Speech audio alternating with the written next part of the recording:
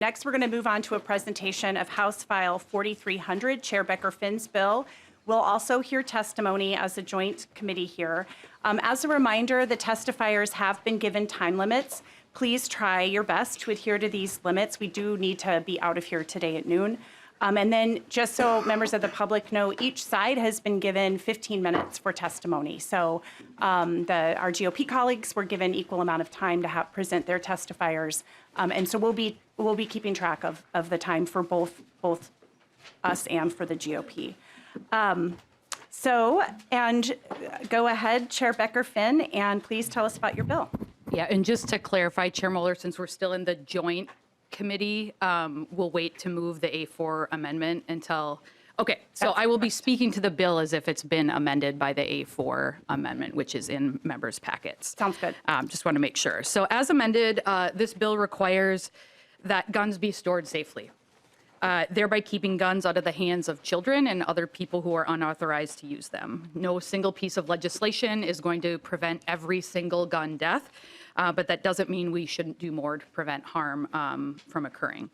The bill defines safe storage as either unloaded with a locking mechanism, like this lock, or in a firearm storage unit. That's legally what we call it, but a gun, essentially a gun safe. And we defined it that way so it include all kinds of gun safes, including biometric safe, not necessarily the big cabinet type that some of us are familiar with.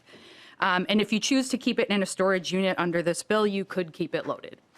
If your gun is under your direct control, this bill doesn't apply. If the gun is within your reach, this bill would not apply. The idea is that we want to make sure that guns are being stored safely when you're not using them. The bill provides some exceptions as amended for law enforcement, shooting sports, and then we also wanted to clarify that this wouldn't change anything under statute 97B.045, which is the statute regarding transporting firearms. So however you've been legally transporting your firearms, this wouldn't change that. Now that I have explained what the bill does, I want to clarify what it does not do. This is not the bill that we heard on safe storage last year, despite the confusion and most of the emails I've been receiving that are referring to language and issues that are not in the bill before us. A lot of the emails I've been receiving are referring to a completely different bill and issues that are no longer an issue in House File 4300. We heard from lots of Minnesotans last year about this issue, and we took the feedback and we came up with this different bill. For example, the bill in front of you does not add any requirements regarding the storage of ammunition. So I know that was triggering, for lack of a better word, for a lot of folks. So we removed that provision. And further, if you are someone who likes to sleep with, you feel safer with a loaded gun in your nightstand, you can continue to do that under this bill.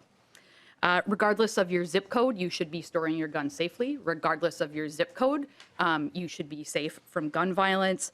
I know there are special interests out there who are trying to gin up this rural-urban divide over this issue, but it's really misplaced. As many of you know, I was born and raised in northern Minnesota. I actually won my first gun, a shotgun, in a Ducks Unlimited banquet before I could even walk. My dad used to put my name and my brother's name on all of the raffle tickets he would buy. So I wasn't able to find the picture, but I promise you in my home back up north, there's a picture of me as an infant with a shotgun across my lap because my parents thought that was funny. But that was my first gun. I hunt and shoot clays up north. I hunt both grouse and deer, and I'm teaching my kids to do the same. So I'm not someone that's disconnected from rural life or gun ownership. I still spend a lot of time up north. I'm familiar with the feeling that you might need a firearm for personal safety, and I'm familiar that you might need a firearm to deal with an animal in one way or another. Certainly have family members who live on farms and have dealt with wildlife in that way. This bill isn't about taking away anyone's legally, lawfully acquired guns. We just want you to store them safely when you're not using them. Also, for the record, despite the one-click politics emails you might be receiving, there's no political ulterior motives. No lobbyists asked me to do this. There's no agenda other than I want more people to live.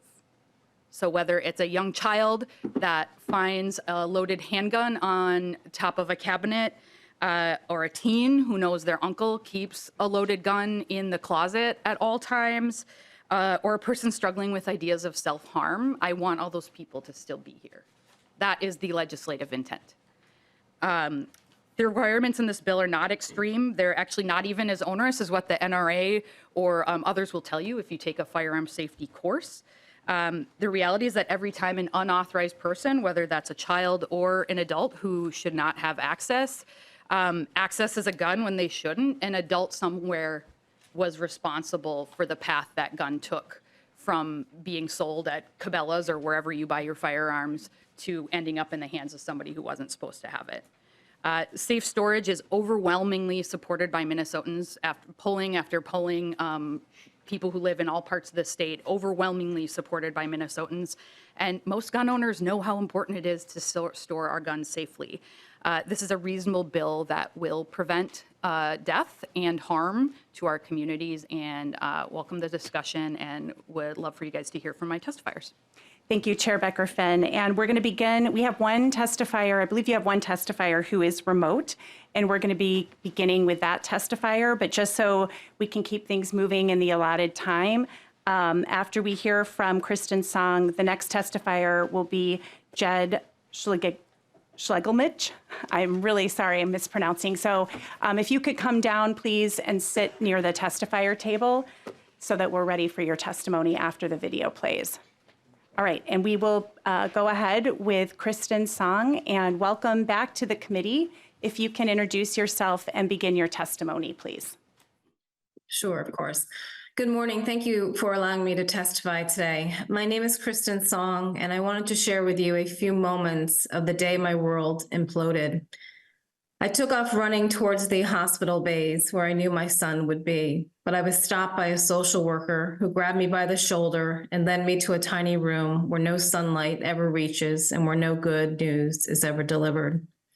The ER doctor entered the room, slid down the wall, buried his head in his hands, and whispered, "Your son is gone." At that moment, all that I knew, loved, and trusted imploded into a tiny million pieces. I fell to the ground and started rocking in a fetal position, begging to see my son. I wanted to tell him how loved and cherished he was. I wanted to kiss his forehead. I wanted to tuck him in one last time. The ER doctor took his head out of his hands and said, "Please remember your son as he was. He is unrecognizable even to your eyes." You see, my son was shot in the head and missing most of his face. But the ER doctor didn't understand. I was the first person to welcome Ethan into this world, and I wanted to be the last to say goodbye. I never did get to say goodbye. As I walked out of the hospital into the starless night, my beautiful boy was being wheeled to the morgue. It was the first day of my life sentence and the first day of his death sentence. My son was killed with an unsecured gun at his best friend's house. The father stored his 3 handguns and the ammunition in a shoebox. His friend had been showing off his father's unsecured guns for over 6 months. Unsecured guns are responsible for the majority of gun deaths in our children.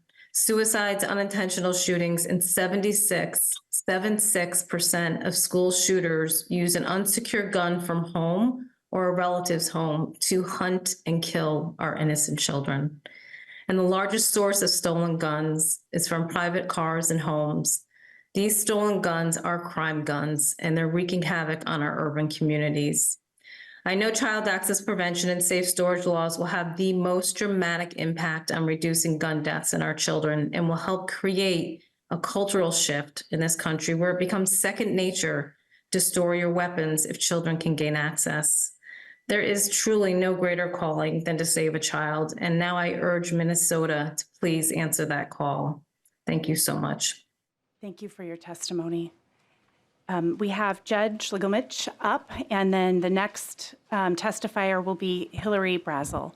Welcome to the committee. Please introduce yourself and begin. Yeah, hi, my name's Jed Schlegelmilch. You were very close. My brother John passed away on October 31st, 1992. He was at a party with some friends. He was visiting them out of town. John had been showing some signs of suspicious behavior at the party that night. The house the party was at belonged to a family of hunters. The parents were out of town. There's drinking going on. But there are also shotguns out and around, out in the open. Shotgun shells out in the open. The party was happening upstairs, and John left to go downstairs where nobody was around. He grabbed one of the shotguns sitting out, he turned it on himself, and he pulled the trigger. John was 17. Just a kid. To this day, obviously, it's been tough for my parents, my sister, and myself. Every time I see my parents, I'm reminded of John and the tragedy and heartbreak that they've had to endure as parents. But they carry on, and they're pretty incredible. 17 years after my brother passed, I decided to make a documentary film about him and the circumstances surrounding his death. During that time, I met with someone also named John, who was with my brother at the party that night that he passed. That party that occurred was actually at his home, his childhood home. We talked about a lot of things. We talked about what happened that night at the party, but we also just talked about fun memories of John. Towards the end of the talk, John mentioned some things that he learned from that night, a silver lining or something. He brought up things like awareness and not turning a blind eye to someone else. One of the last very important points he mentioned was locking up a gun. We need to pass this gun storage bill. If it could prevent just one kid from using a gun on themselves or someone else, then it is worth passing. And I think this would save many lives and much heartache. This is the sensible thing to do. Thank you. Thank you for your testimony. Next, we have Hillary Brazel and then Stephen Gingrich.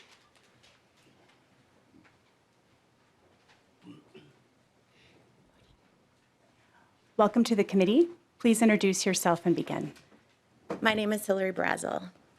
Thank you, Chair Moeller, Chair Pinto, and thank you to Representative Becker-Finn for introducing this legislation and connecting me to this very important and personal topic.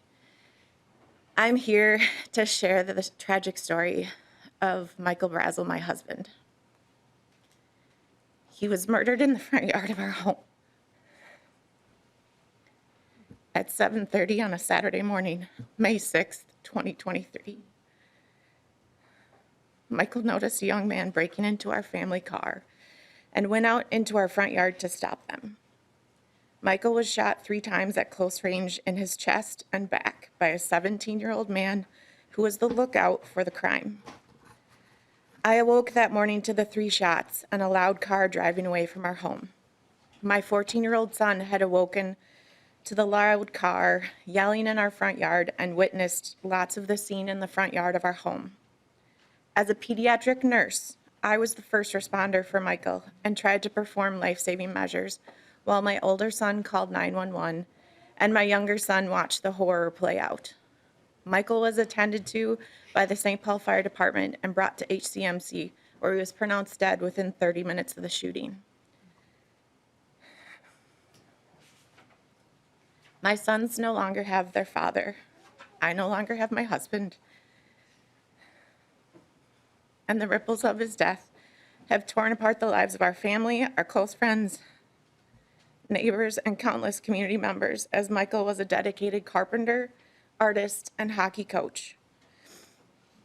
My list of concerns for public safety related to Michael's murder list is long. There was 4 young men in the car, all with previous history with guns and violent crimes, both as juveniles and adults. They all had criminal history and were on probation at the time of the crime. Specifically, the shooter had been just released from probation in April of 2023. The shooter was pulled over on May 2nd, 2023 by police in the South Metro, but nothing came from the traffic stop. these same 4 young men went out car shopping, looking for something to steal the night of Friday, May 5th, through into the early morning of May 6th, 2023. They planned ahead to bring a gun with them while they went car shopping, looking for things to steal, and they had it as protection. And they took turns as lookouts for each other while they were breaking into cars. The gun they used to murder Michael was stolen from a family member of one of the young men, as it was not properly stored by the gun owner. Following Michael's murder, the stolen gun was kept under the driver's seat of one of the men who got away after the crime, meaning that the gun was kept even if it was used to murder someone, presumably if it was needed in future crimes.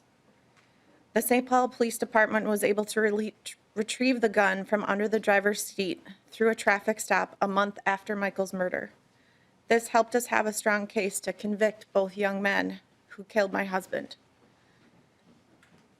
Both the men have pled guilty to Michael's murder and are currently serving time, but nothing will ever replace Michael's life that was taken and the life that we had yet to live together. It literally was 57 seconds that took the criminals to drive up to our home, break into my car, interact with my husband, shoot him 3 times, and speed away. But the crime will have a lifetime of consequences, for our lives will never be the same. I urge you to support this legislation because a locked up gun could have prevented the murder of my husband. I believe the proper storage of guns can make this tragedy and something that no one else will have to experience in the future. I've also shared additional documents that are in writing for you all to reference, and I welcome any questions if you have them in the future. Thank you. Thank you for your testimony. Next, we have Stephen Gingrich, and then the final testifier before we move to the other side is Maria Sarabia. Welcome to the committee. Please introduce yourself and begin. Thank you, Madam Chair, Mr. Chair, and committee members. My name is Stephen Gingrich. I'm an epidemiologist with the Injury and Violence Prevention Section at the Minnesota Department of Health. I'm here today to provide some statistics related to mortality of firearms in Minnesota. You can go to the next slide there. Oh, I don't know if I'm supposed to. it's right here. In 2021, which is the most recent year for which we have complete data, there were 573 firearm deaths in Minnesota. From 2018 to 2021, there were 73% of the firearm deaths in Minnesota were suicide deaths, 23.6% were homicide deaths, and the remaining 3% or so were split between law enforcement intervention, undetermined manner of death, and unintentional deaths. So the majority of the firearm deaths in Minnesota year in and year out are firearm suicide deaths. The third point here, firearm suicide rates are about 1.5 to 2 times higher in rural areas than they are in urban areas in Minnesota. And we'll see a little bit of detail related to what urban and rural mean in a couple slides here, where these will be available for you to review after my testimony.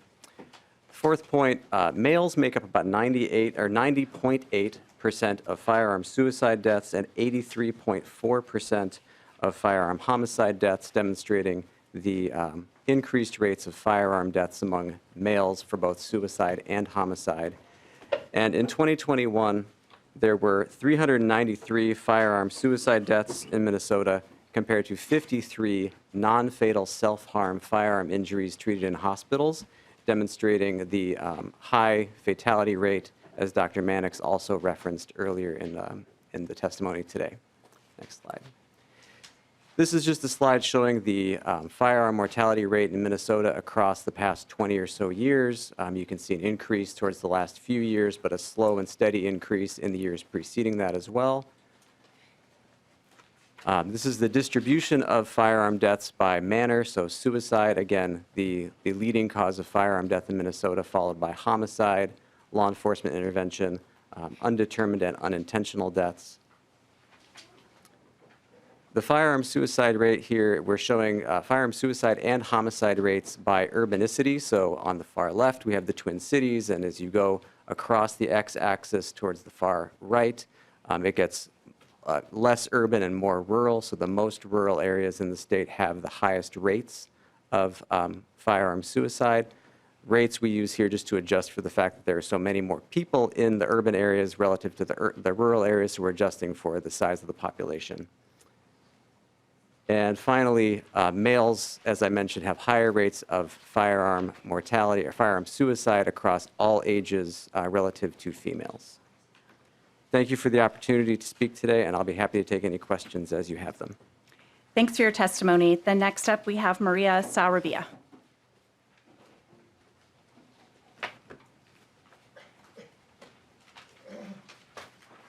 Thank you. Welcome. Please introduce yourself and begin. Good morning. My name is Maria Sarabia. I serve as the Assistant Commissioner of the Health Improvement Bureau at the Minnesota Department of Health. Thank you, chairs, committee members, and I'm here to express why the Minnesota Department of Health is a supporter of increased firearm safe storage policies in Minnesota. I first must add that there's no single policy or intervention that will fix any issue that is this complex, and that firearm injuries are multi-layered, and oftentimes we need a comprehensive, multidisciplinary, mixed methods, cross-cutting, or Swiss cheese model approach to address this challenge. Safe storage of firearms is just one intervention to a bigger comprehensive approach. So with this intervention, if it fails with a more comprehensive approach, we would have interventions in places where to increase the likelihood of needing to, again, likelihood of the event not taking place, and particularly not being a fatal event. So as Mr. Gingrich presented, using a firearm in instances of suicide is extremely fatal. Firearms in suicide attempts are lethal 90% of the time, and multiple studies over many decades and life experiences indicated that decisions to attempt suicide are made in under 10 minutes. MDH firmly believes that strategies that limit easy access to firearms in those fewer than 10 minutes consideration time will substantially impact the number of fatal suicide incidents. So through recent tragedies, where we see that it has impacted children, families, communities, and our society, particularly here in Minnesota, we're in current day times needing to address this impact of violence. We have an opportunity to prevent the impacts of firearm violence from existing through policies such as this. Whether the result is in death or incarceration, violence has negative impacts on our communities and for generations. The impacts include, but are not limited to, death, physical injury, substantial mental health challenges, adverse childhood experiences, increased trauma responsive, massive health care costs, loss of productive years, loss of economic productivity, loss of community safety, but loss of community connection, and a little bit of a sense of our humanity. MDH firmly supports evidence-based strategies to decrease firearm violence, such as safe storage. Thank you for the opportunity to speak to this on behalf of the Health Department.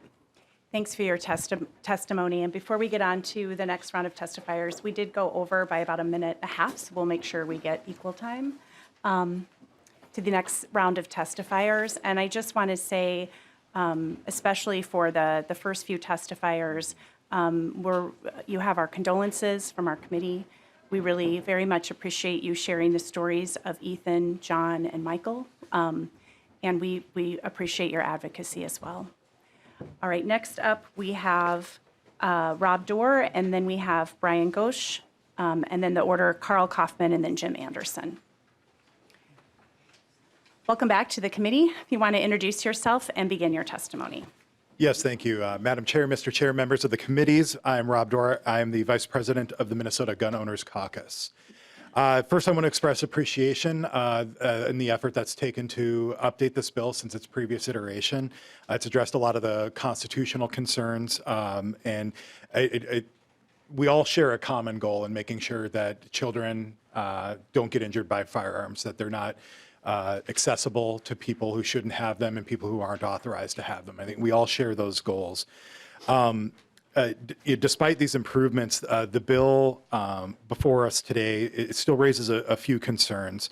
One is the strict liability that it imposes on a firearm, regardless of whether or not a child or a prohibited person is likely to have access to it. So just the mere act of storing an unloaded firearm inappropriately can land somebody with a 30-day, up to 30 days in jail with a misdemeanor charge. If a firearm is loaded and stored improperly, again, regardless of whether a child or prohibited access is within miles of it, a person can end up in jail for 1 year. I think that while the government does have a specific interest in protecting children and unauthorized persons from having access to firearms, I don't think the bill is narrowly tailored to address those concerns with that kind of a strict liability approach. And along those lines, if we imagine there's a farmer in Aiken who for 60 years has kept a firearm in his entryway, loaded or unloaded, to fend off his wildlife from predators, doesn't have a kid in the house, he lives alone, doesn't have anybody else visiting. That's the way that he's just lived and protected his livestock for years. That's a very different approach to what would be a negligent approach for a daycare operator in Apple Valley. Clearly, that would be something that would require action. Moreover, the bill doesn't have any educational components. So that same farmer that I was talking about would immediately face a criminal penalty without any knowledge, because I'm certain he's probably not watching this hearing today, without any educational campaign, without any notification of these are the new laws that are going into effect, to make sure that they have fair notice of change in behavior for a law that they've been currently following, which again, current law states that you cannot store a loaded firearm where a child can access it. And that's a gross misdemeanor crime. He's been following that law, but the shift of the law would be unannounced to him. Going to the text of the bill, firearm storage unit on lines 2.1 to 2.3.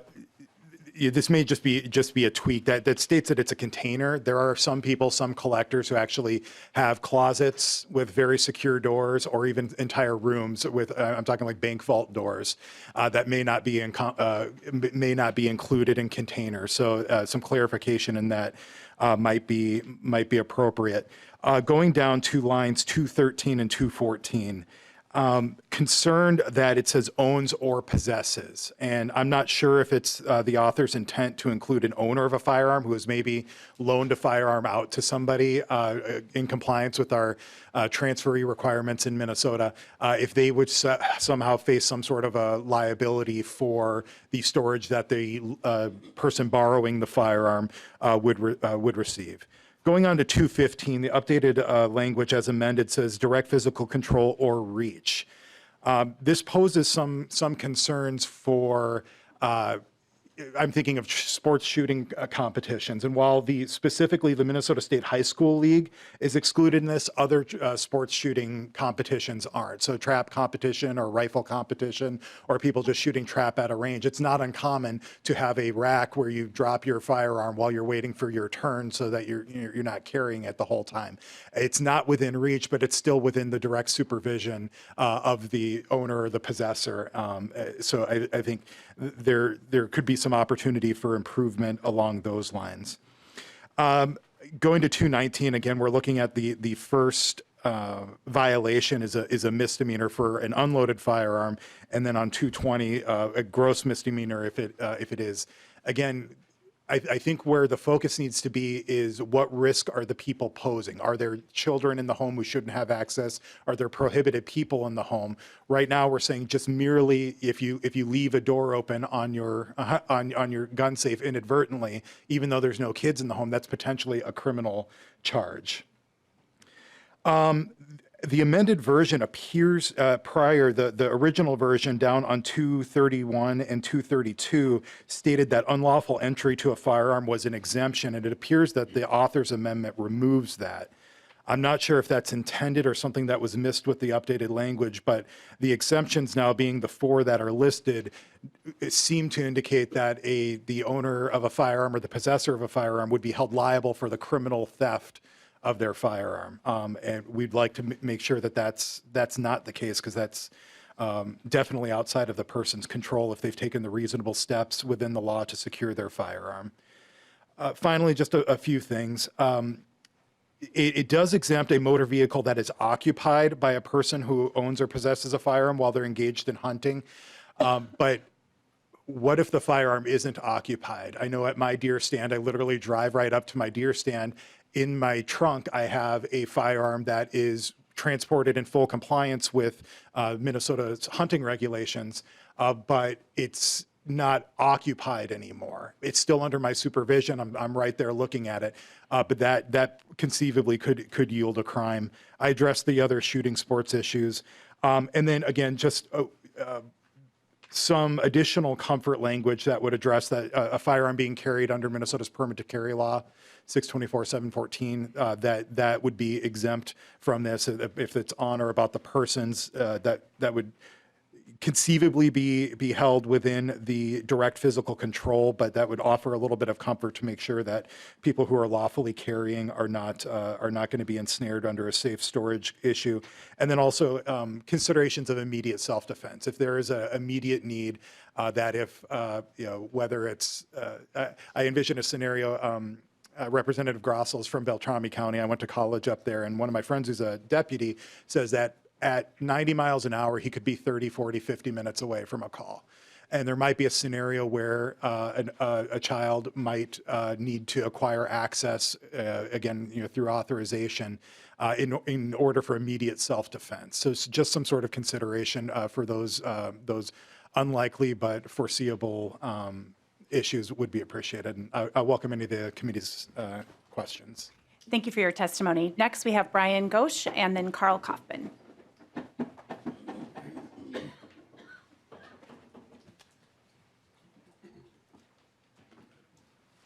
Welcome. Please introduce yourself and begin your testimony.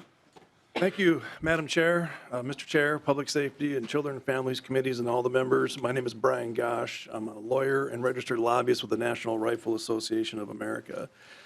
House File 4300 is a well-intentioned bill, but it misses the mark. It only picks on guns. It doesn't seek to require secure knives, hammers, vehicles, or other items that can be used to hurt people. House File 4300 only targets firearms, which tends to show its true intent.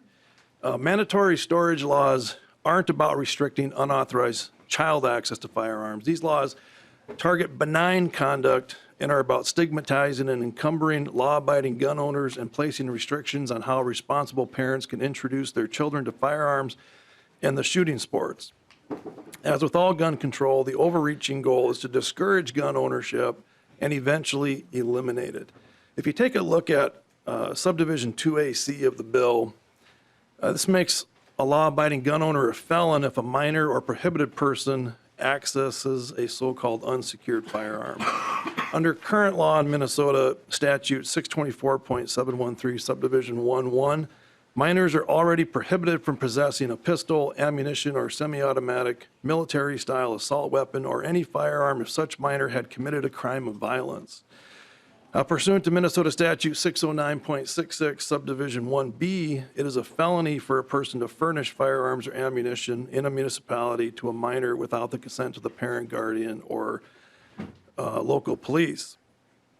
Similar provisions already exist in federal law as well. 18 U.S.C. section 922X2 prohibits the possession of a handgun or handgun ammunition by any person under the age of 18 with some exceptions.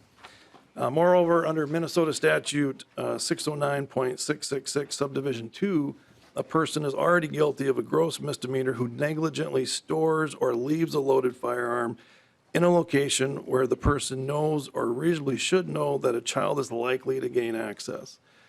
Also, under current law, Minnesota statute 609.378 subdivision 1C, a person who intentionally or recklessly causes a child under 14 years of age to be placed in a situation likely to substantially harm the child's physical health or cause the child's health as a result of the child's access to a loaded firearm is guilty of a child endangerment and may be sentenced to imprisonment for not more than 364 days or a payment of a fine of not more than $3,000 or both. And if the endangerment results in substantial harm to the child's physical health, the person may not be sentenced to, or may be sentenced to imprisonment for not more than 5 years, or to a payment of a fine not more than $10,000 or both. Also under current Minnesota law, statute 624.7162, subdivision 2, firearm stores have to provide a notice that it's unlawful to store or leave a loaded firearm where a child can obtain access. Finally, when it comes to minors, under current Minnesota law, statute 260B.425, subdivision 1A, it says any person who by act, word, or omission encourages, causes, or contributes to the delinquency of a child or to a child's status as a juvenile petty offender is guilty of a gross misdemeanor. So now, aside from the minors, the bill also talked about the prohibited persons, so these adults. And as far as that goes, federal and state law already make it illegal for a prohibited person to possess a firearm. You can see 18 U.S.C. section 922G and D. D makes it illegal to sell or otherwise dispose of firearms or ammunition to prohibited persons. Similar provisions already exist in law in Minnesota at 624.7131 subpart 10. So given the diversity of both federal and state law already on the books addressing the reckless behavior with firearms and who may possess a firearm, there is no need for House File 4300. When storing a firearm, many factors must be considered. Where and how to store those guns. A person's particular situation will be a major part of the consideration. Dozens of gun storage devices that attach directly to the gun are currently available. There are ways to further encourage responsible firearm storage that don't implicate the rights of law-abiding gun owners. The NRA has educated generations of gun owners on proper firearm storage. Moreover, tax breaks for firearm storage equipment could incentivize responsible behavior. Such bills have passed in other states. Finally, subdivision 2AD of the bill makes it an even higher felony if the firearm is used in a felony crime of violence. Imagine if this bill applied to safe storage of vehicles and you left your car running while you quickly ran into the store to pick up one item. If a minor or prohibited person stole your vehicle and used it to run someone over, you, as the owner of the vehicle, would also go to jail for the crime committed by someone else simply because of how you stored your vehicle in that hypothetical. Again, I think it demonstrates how House File 4300 is just singling out firearms. Thank you. Thanks for your testimony. Next up is Carl Kaufman and then Jim Anderson. Welcome to the committee. Please introduce yourself and begin. Thank you very much. My name is Carl Kaufman, and I have 3 props. I have 2 trigger locks, and these are my car keys. As I said, my name is Carl Kaufman. I am a father, a grandfather of 4 beautiful daughters. I'm a board member of the Wilmer Rifle Pistol Club. We have over 500 members and growing. I'm a youth hunter safety instructor, certified by the DNR, a certified range safety officer. I have had a concealed carry permit for over 20 years, 25, I'm working on 25. I'm a lifetime member of the NRA for 40 years. Guns are part of my life. I'd like to oppose this gun storage bill today. The bill is redundant because we already have laws, as Mr. Gash has already spoken about. The storage chapter, 609666, dates back to 1996. So I encourage people to talk about that. Now, I have brought 2 different types of trigger locks here, and I'd like you to think about what a criminal can do to these, first off.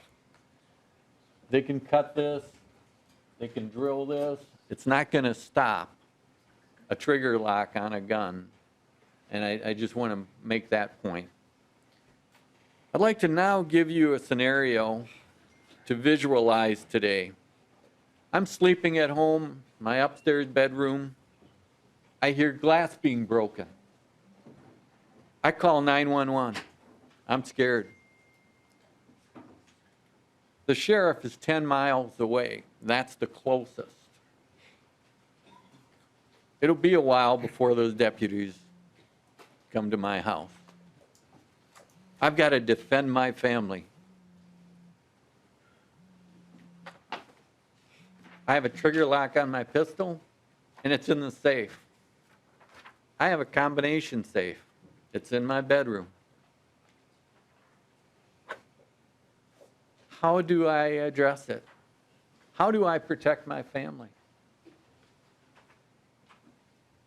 This is a slight example of what can happen in Minnesota. We have over 40 gun laws right now. We need to enforce our gun laws. We need judiciary to address the violations. All guns today are sold with trigger locks. Every box has a trigger lock in it when you buy a firearm. And sir, I'm going to just interrupt you because we're like almost at the total time, and I know they have another person on their list, so I'd like to make sure that we have a chance to hear from them too. Thank you. I apologize. Yep, that's right. Thanks for your testimony. And then we have Jim Anderson.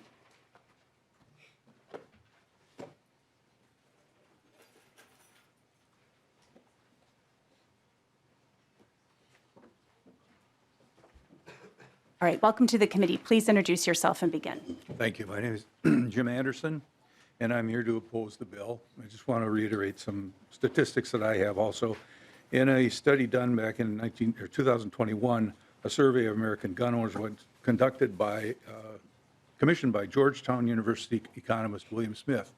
In there, he found that about 1.7 million times a year, firearms are used for self-defense. And of that, 25%, or about 425,000, occur in the gun owner's home. So again, access is critical. When you have a break-in, as Mr. Kaufman mentioned, you don't have a lot of time. Seconds count. Police or sheriff are minutes away. Not to disparage any of the police officers or sheriffs, it's just fact of life, where we live. So you need access immediately. If I have to spend extra seconds unlocking a gun or getting to it, or getting ammunition into it, charging the gun, I need those seconds. Within reach and being able to have a loaded gun, that's great. In my case, I don't keep them within reach. I keep them in a closet where I have access to them. It's about 10 feet away, but I still need those seconds, not having to unlock anything. So I'm asking that you are saying that you don't have a right to restrict my ability or my right to defend myself in my own home. Secondarily, we talked about it, little kids getting at guns, and my heart goes out to the people that have lost loved ones, lost children due to those atrocities. But I think it's an educational problem. It's an educational problem for adults and children. The NRA had an Eddie Eagle program which educated small children that said, stop, go tell an adult, don't touch the gun, okay? We need to teach that, kindergarten, first grade, second grade, so that they all hear it right away. And again, in sixth grade, we should teach DNR firearm safety so kids understand how to handle guns and also be very safe with them if they are hunting with an adult. But also, they're an adult tool. It's not something that kids should have access to. Sir, and I'm going to stop you right there because we are over actually. I allowed a lot of leeway and went over a little bit on this. So thank you so much for your testimony. And we thank everyone who's testified for the joint hearing. At this time, the Public Safety Committee is going to be taking official action, so we are going to be adjourning the joint hearing. I'll ask members of the Children and Families Committee to move from the table. If you're going to stay in the room, you can move to the area behind the testifiers' table or elsewhere. But with that, the joint hearing is now adjourned. Thank you all.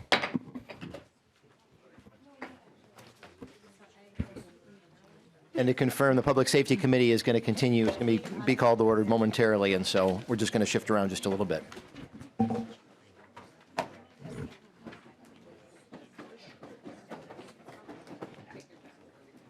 No, I was looking for the study that said knives and hammers are disproportionately killing our young people. I could not find. Do we have to gavel in, Madam Chair? Can I just make my motion? Yeah, we have to gavel in. Okay. I'll just go ahead and do that. I call this meeting of the Committee on Public Safety, Finance, and Policy to order. We do have a quorum. We do have to approve the minutes first. This feels really weird to do it at this point. Representative Hollins, would you move approval of the February 22nd, 2024 meeting minutes? Yes, so moved, Madam Chair. Any discussion of the minutes? Seeing none, all those in favor signify by saying aye. Aye. Opposed? The motion prevails, and the minutes for February 22, 2024 are approved.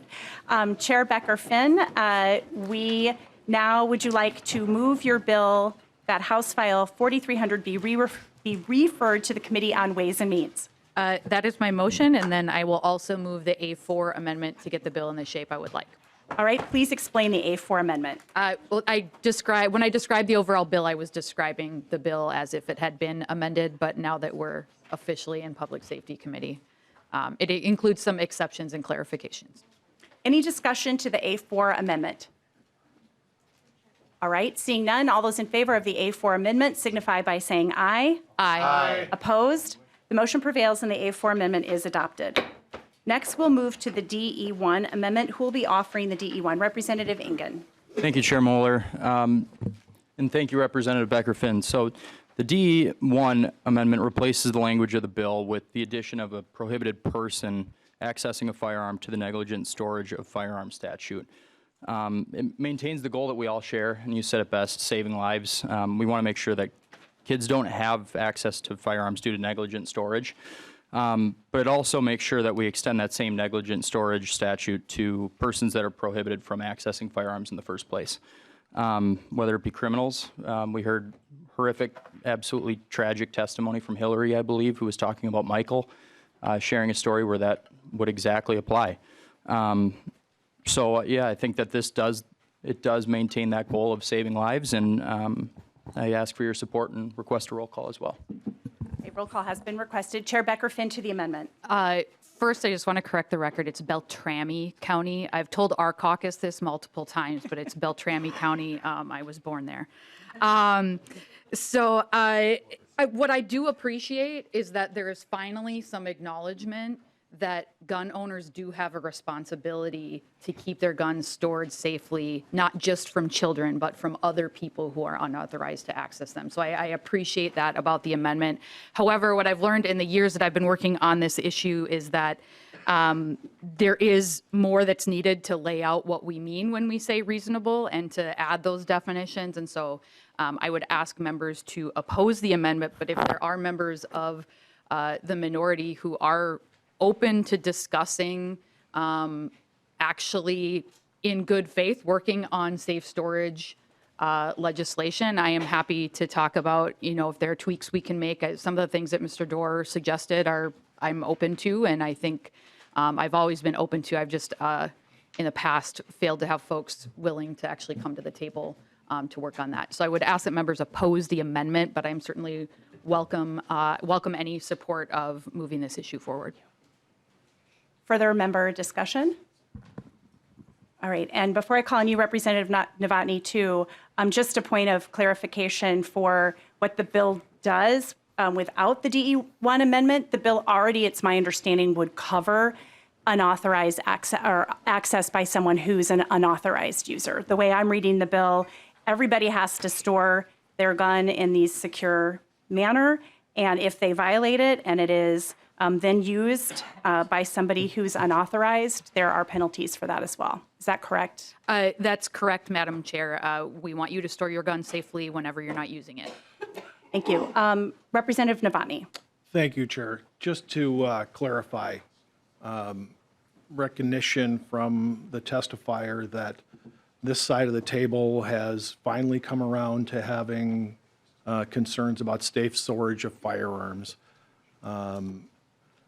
I'll go back into all the testimonies we've had on these previous bills, and to say that we're just coming around to wanting to have restricted access and safe storage of firearms within the law, I think is a terrible mischaracterization. I know many of our members on this side have been firearms instructors. I've handed out personally hundreds of gun locks. To say that we're just coming around to safe, if we could get away from that divisive talk, we want kids to be safe. I've been on suicides involving guns, involving children. Please don't do that to such a sensitive issue. Thank you. Chair Becker-Finn. And if I could clarify, in the years that I've worked on this issue, and I'm also a former certified firearm safety instructor, I've never had an amendment that isn't just trying to completely gut and take away what we're trying to do. The amendments that's always come forward have been not aimed at making the law stronger, I guess is what I should say. So to clarify, I'm not saying that we don't care about safe storage, that anybody, I mean, nobody wants there to be gun violence, that's clear. But to clarify, this is the first time that I've seen an amendment to any of my bills that is in the direction of expanding the statute as it currently stands. All right. Representative Inken, final comments on your amendment. I appreciate the comments. We do want to strike that proper balance. That's super important. The way that I currently see the bill without this D1 is it takes a sledgehammer instead of a scalpel. We don't want people overnight to be in violation of statute because A, they don't even know that it exists, but B, it's too heavy-handed. So I'd really appreciate further discussions, but ask again for support of my amendment. All right, a roll call has been requested. The clerk will take the roll on the amendment. Chair Mueller. No. Chair Mueller votes no. Vice Chair Feist. No. Vice Chair Feist votes no. Lead Novotny. Lead Novotny votes aye. Representative Becker-Finn. No. Representative Becker-Finn votes no. Representative Curran. No. Representative Curran votes no. Representative Engen. Aye. Representative Engen votes aye. Representative Frazier. No. Representative Frazier votes no. Representative Grossel. Aye. Representative Grossel votes aye. Representative Hollins. No. Representative Hollins votes no. Representative Hudson. Aye. Representative Hudson votes aye. Representative Hewitt. No. Representative Hewitt votes no. Representative Mueller. Mueller votes yes. Representative Mueller votes yes. Representative Pinto. No. Representative Pinto votes no. Representative Whitty. Aye. Representative Whitty votes aye. 6 ayes, 8 nays. There being 6 ayes and 8 nays, the motion does not prevail. There are no other amendments filed on the bill, so now we will move to member discussion. So who wants, Representative Hudson? Thank you, Madam Chair. I go back to the heartbreaking, tragic testimony we heard from Ms. Brazel regarding the murder of her husband in front of his own home by a group of organized juvenile criminals with records. And the point that we're going to focus on is that the gun that was used in that crime was stolen from a family member who was negligently storing it. That's all we're going to do. Now, this law, this bill, if it is signed into law, if enacted prior to that crime, would have done absolutely nothing. Nothing at all to prevent that from happening. What it might have done after the fact is provided an opportunity for a prosecutor to charge the family member whose gun was stolen, the victim of a theft, charge them with a felony. Could have done that. But I suppose it would have depended upon whether or not the prosecutor in question thought that prosecuting such an individual might have a negative impact upon their disparity statistics. I guess we'll never know. But one thing we do know is that if those criminals were off the street, that murder would not have occurred. That's where our focus should be in this committee, in dealing with the people who perpetrate crime and getting them out of society so that we no longer have to endanger our loved ones, rather than making it, as has been stated by our witnesses, an encumbrance to own a firearm for the purposes of self-defense. It would be more difficult for someone facing the situation that resulted in that death to respond in their own defense under this bill. It would make it worse for the victim in that case. That is why it should be opposed. Thank you. Further member discussion? Representative Hewitt. Thank you, Chair, and Chair Becker-Finn, thank you so much for looking at the high school league's trap situation. Hopefully it sounds like you're open to maybe some other stuff. And I I guess it's kind of interesting to have this discussion. Someone compared this to storing automatic defibrillators. We actually put more money and more energy into storing automatic defibrillators in churches and places like that. And I don't know how many people, we die from heart attacks at home, how many people actually own an automatic defibrillator. So, I mean, very similar par here is that we want to protect everybody. Well, maybe everybody should have an automatic defibrillator too. So I really think this is a good start, and I appreciate it, and thanks again for working on the trap situation. All right, Representative Pinto. Thank you, Madam Chair. First, a question for the bill's author, and then a comment. And my question for Representative Becker-Finn is, with your expertise with firearms, my understanding is that essentially what's contained in this bill is what is best practice in terms of instruction for firearms owners. And if you could just talk a little more on that point. Chair Becker-Finn. Actually, and thank you for the question. Thank you, Madam Chair. I think what's in the bill is actually less than what's typically taught in a firearm safety class, typically, and that was the House File 396, which is a separate bill. That was why that focused on storing. The best advice for the public who's here and listening is that you store your firearm unloaded and separate from the ammunition. Yes, it's redundant. Everything we do with firearms is redundant. You always know where it's loaded. You know whether it's loaded. You always know where it's pointed. You know what's behind what you're pointing at. All of those things are redundancies because firearms are a big deal because they can kill people. So this is actually less than what you would be taught if you took a firearm safety class, which I recommend you do. Chair Pinto. Thank you, Madam Chair. Thank you, Chair Becker-Finn. And just a comment, Representative Hudson, his comments focused on the one on Ms. Brazel and her experience, and I am so grateful to her and to other testifiers for sharing their experience. I heard her calling for this bill, among other things, and we know, as was testified by, spoken to by another testifier, that any one approach is not going to solve every problem, and we know that we, in our committee, are looking at multiple approaches, right? I will say, though, when you say that this would have done nothing, we heard from Mr. Schlegelmilch. We heard from Ms. Song talking about their experience and saying that, getting these people off the streets. I don't know when somebody is using a gun against themselves, when there are kids playing and showing one another guns, is there some particular bad actor in that situation? What that is that's a case where if those firearms are stored securely, then that, in fact, gets in the way of those deaths, and we have those people with us. I heard testifiers talking about the length of time where there could be a police response, and my understanding is that firearms owners absolutely can secure their firearms in a way so they can have them quickly at the ready. I will note, though, that if a family member uses a gun to shoot themselves, if there's an accidental shooting, it's going to take an ambulance just as long to travel to one's home as it would take police to respond. And in that length of time, boy, it'd be sure better if it was not a gun that was used on somebody for themselves. And I guess, and then one other point made by a testifier was talking about if your car is stolen and the car is used to drive somebody, to hit somebody else, that you could be held liable for that, or imagine being held liable for that in the same way as under this bill. Cars have car keys. Right? Cars are, in fact, secure. Now, we know, of course, that there are ways to get past that.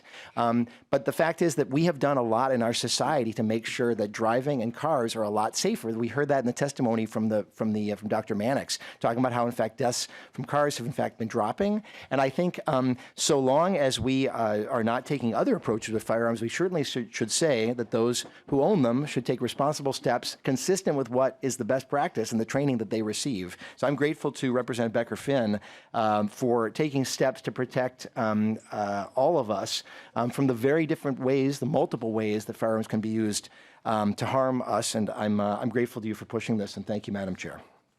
All right, Representative Woody. Thank you. Thank you for trying to make things better. I don't get the reference of the AEDs, but neither did I. But we'll have a conversation about that.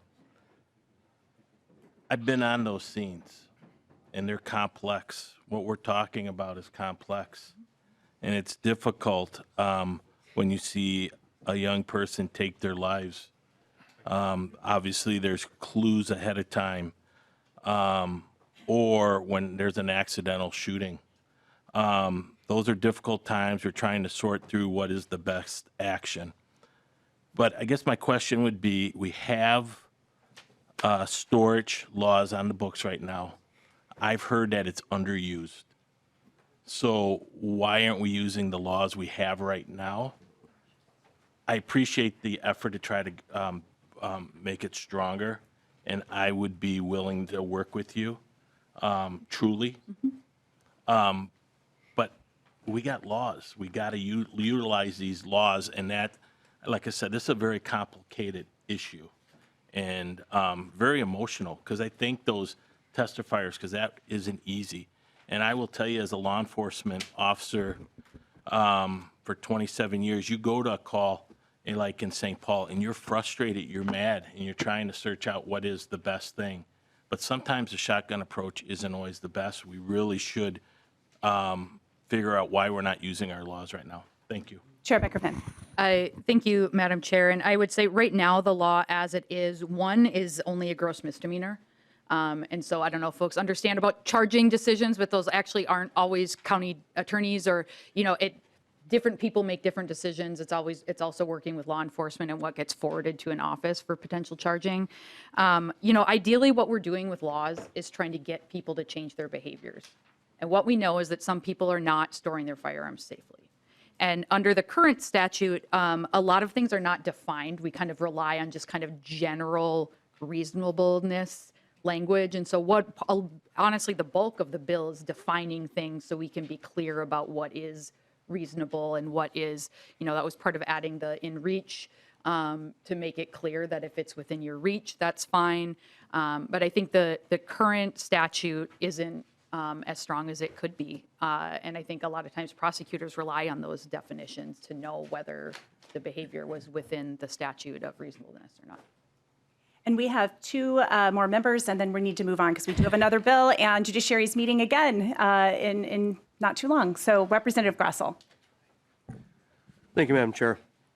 Representative Becker-Finn, I look at this bill as having the same effect as the red flag bill. It's going to hinder law-abiding citizens. It's not going to do a thing to stop suicide. The CDC put out its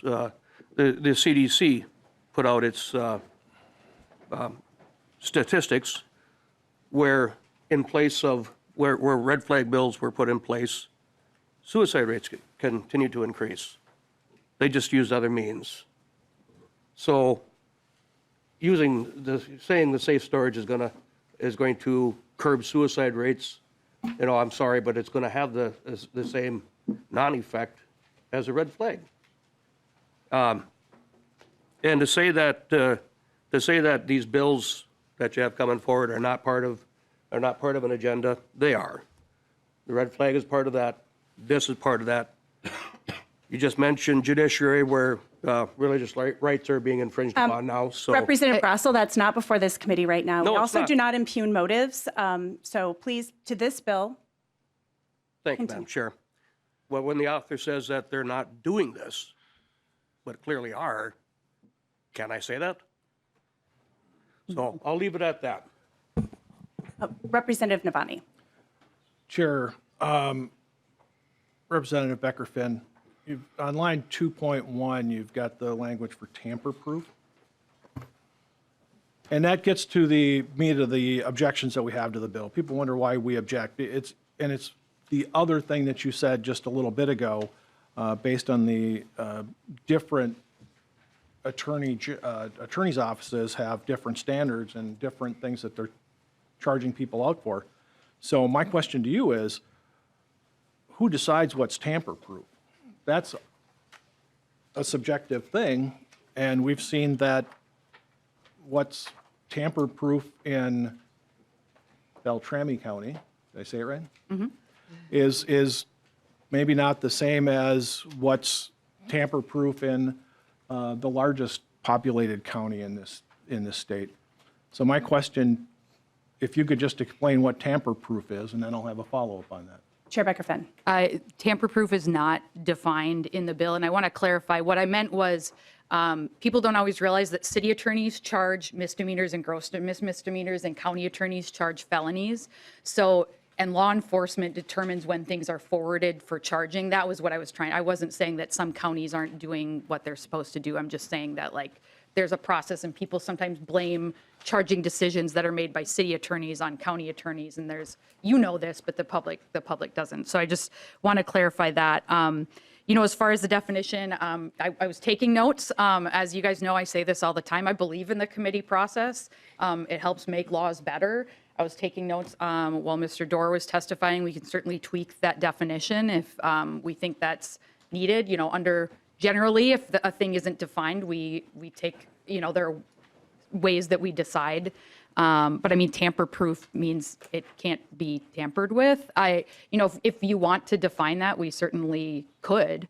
And I literally have written right here under by 2.3, look at tweaking definition here. So I'm open to that if folks have ideas. Leader Novotny.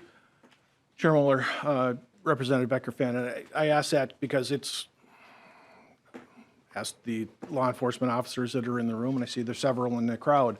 I would suspect that a vault door on a heavy-duty safe, most people would be considered tamper-proof.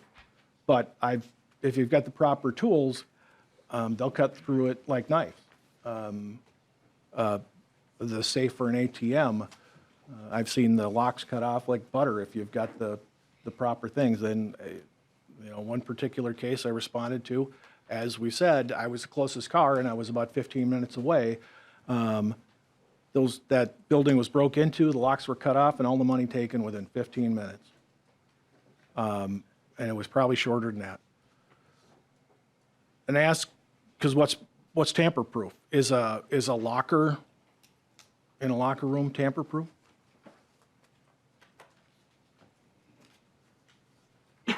And I think Representative Novotny, I think she's talked about her willingness to meet the definition. So if you want to just wrap up so that we can move on to the next bill, please. And Chair Becker-Finn. Just real quickly, I want to point out that it says designed to hold a firearm is in the bill language. Thank you, Chair Becker-Finn. Leader Novotny.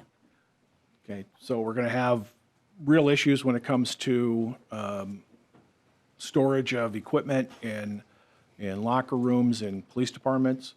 And I mean, not to be glib about this, but what if my house identifies as tamper-proof?